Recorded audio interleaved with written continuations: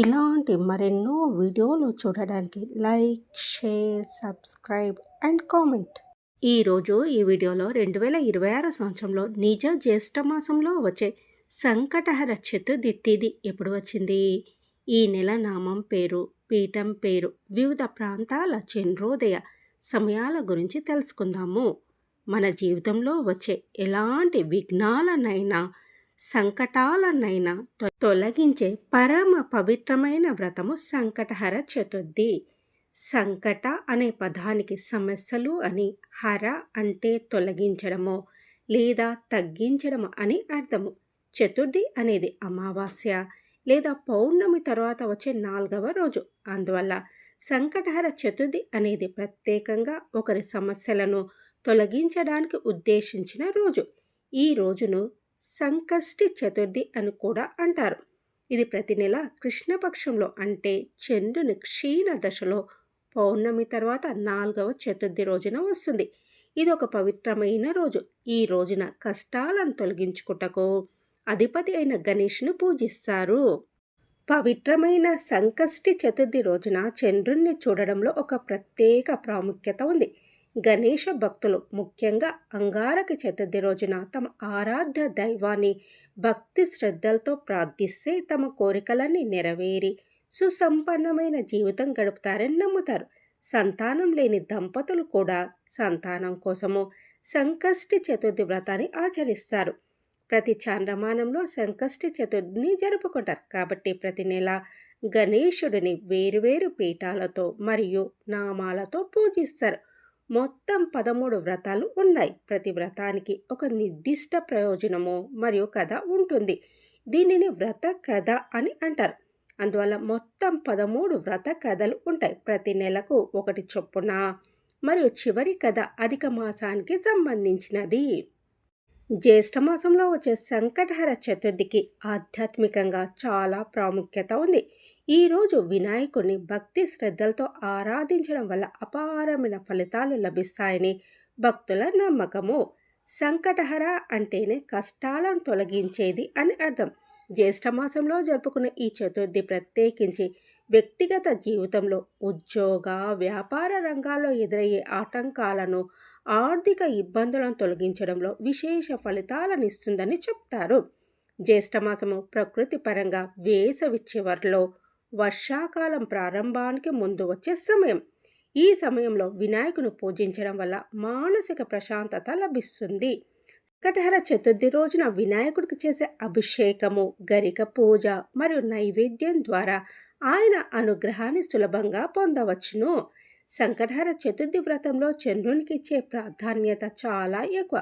చంద్రోదయం తర్వాత చంద్రునికి అర్ఘ్యం సమర్పించి ఆ తర్వాత ఉపవాసాన్ని విరమించడము ఈ వ్రతంలోని ముఖ్య ఘట్టం. ఇది జాతకంలో చంద్ర దోషాలను తొలగించి మనస్సును ఉల్లాసంగా ఉంచుతుంది. 2026 సంవత్సరంలో జూలై 3వ తేదీన వచ్చి 4వ తేదీ వరకు ఉంటుంది. శ్రీ పరాభవ నామ సంవత్సరము, జ్యేష్ఠమాసము, గ్రీష్మ ఋతువు, ఉత్తరాయణము. 3వ తేదీ జూలై 2026 గురువారం ఉదయం 11:20 ప్రారంభమై 4వ తేదీ జూలై 2026 శుక్రవారం మధ్యాహ్నము 12:40 చతుర్థి తిథి ముగుస్తుంది. ఈ నెల నామం పేరు కృష్ణ పింగళ మహాగణపతి. పీఠం పేరు శ్రీశక్తి గణపతి పీఠం.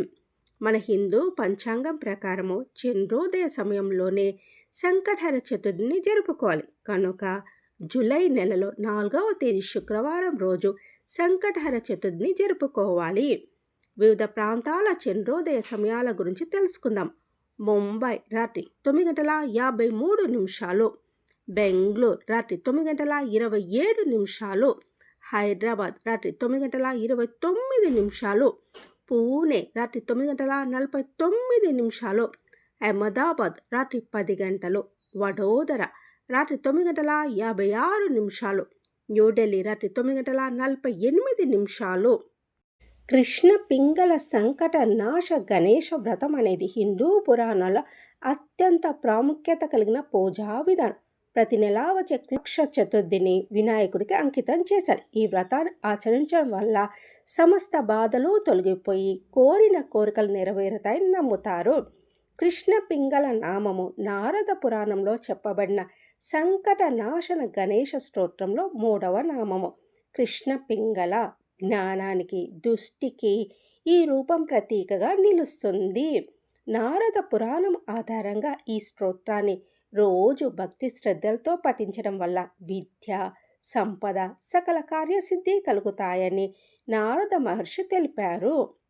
పూజా విధానం గురించి తెలుసుకుందాం. చతుర్థి తిథి రోజున సూర్యోదయానికి ముందే నిద్రలేచి స్నానాధికాలు పూర్తి చేసుకోవాలి. ఈరోజు ఉదయం నుండి చంద్రోదయం వరకు కఠినమైన ఉపవాసం లేదా మిత ఆహారం తీసుకోవడం ఒక నియమము. రోజంతా గణేష్ని ధ్యానిస్తూ వీలైనంత వరకు ఉపవాసం ఉండాలి. సాయంత్రం చంద్రోదయ సమయానికి గణేశునికి 21 రకాల పత్రాలతో పూజ చేయడం విశేషం. చంద్రునికి అర్ఘ్యం సమర్పించిన తర్వాతే ఉపవాసాన్ని విరమించాలి. ఈ వ్రతం కేవలం పూజ మాత్రమే కాదు, మనుషులను ఓర్పు, సహనము మరియు దైవ చింతనను పెంపొందించే ఒక గొప్ప మార్గం. సంకటహర చతుర్థి రోజున ముడుపు ప్రాముఖ్యత గురించి తెలుసుకుందాము. సంకటహర చతుర్థి రోజున వినాయకుడు పూజలో భాగంగా ముడుపు కట్టడం ఒక ప్రత్యేకమైన ఆచారం. దీని ద్వారా స్వామివారికి తమ కోరికలను నివేదించి వాటిని నెరవేర్చమని ప్రార్థిస్తారు. ముడుపు కట్టే విధానం గురించి తెలుసుకుందాం. ఒక శుభ్రమైన ఎరుపు లేదా తెలుపు రవిక గుడ్డను వినాయకుడి ముందు ఉంచి పసుపు, కుంకుమలతో అలంకరించాలి. అందులో భక్తి శ్రద్ధలతో మనసులో కోరికను తలుచుకుంటూ 3 గుప్పిళ్ళ బియ్యాన్ని వేయాలి. తర్వాత ఒక తమలపాకు, 2 ఎండు ఖర్జూరాలు, 2 వక్కలు, కొంత దక్షిణ ఉంచి మూటలా కట్టాలి. ఈ ముడుపును వినాయకుడు ముందు ఉంచి పూజించి మనలోని కష్టాలు, సమస్యలు తొలగిపోవాలని కోరుకుంటే స్వామివారు అనుగ్రహిస్తారని ప్రతీతి.